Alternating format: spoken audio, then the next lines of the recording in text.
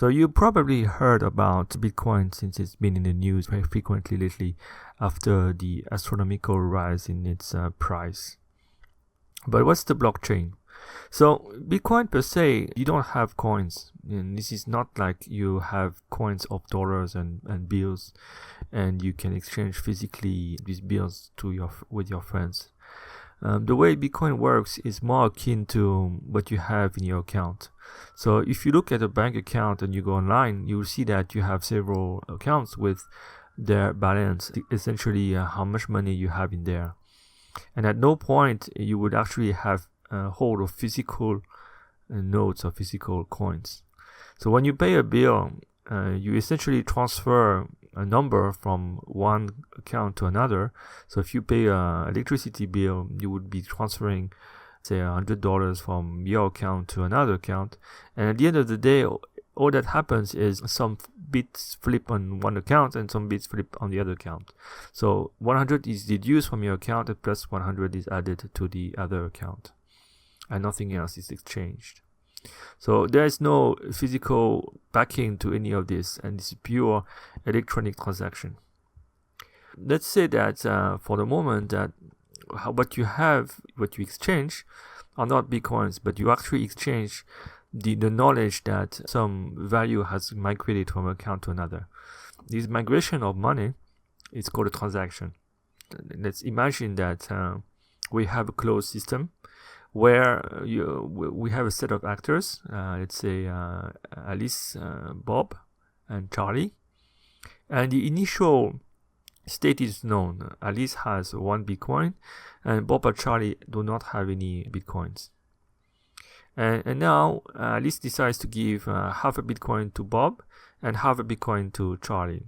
So at the end, Alice would have no money, and Bob and Charlie would have half a Bitcoin each. So if we know the history of all these transactions, these 2 transactions, we are able to reconstruct at any point of time the balance of every participant. And that is what Bitcoin does in its blockchain. It's essentially a public record of every transaction that has happened in the system.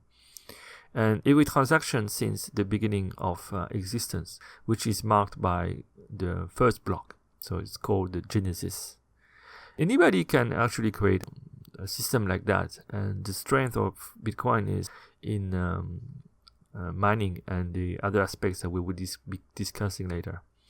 So for the moment, that's pretty much all I wanted to say.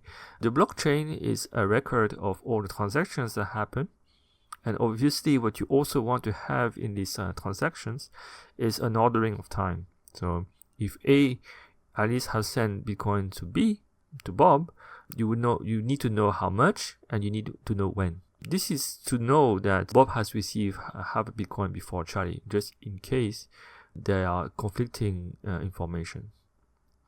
Alice is is sending 1 full Bitcoin to Bob and 1 full Bitcoin to Charlie. In which case, since originally she only has 1 Bitcoin, the transaction to Charlie should fail. We need to have a way to track these occurrences, and this is called a double spend. So let's summarize. The blockchain is a record of all the transactions that have happened in the system. Transactions are identified by the source. So the participants are sending money. So in that case, it's Alice, and the recipient of the money. So Bob and Charlie.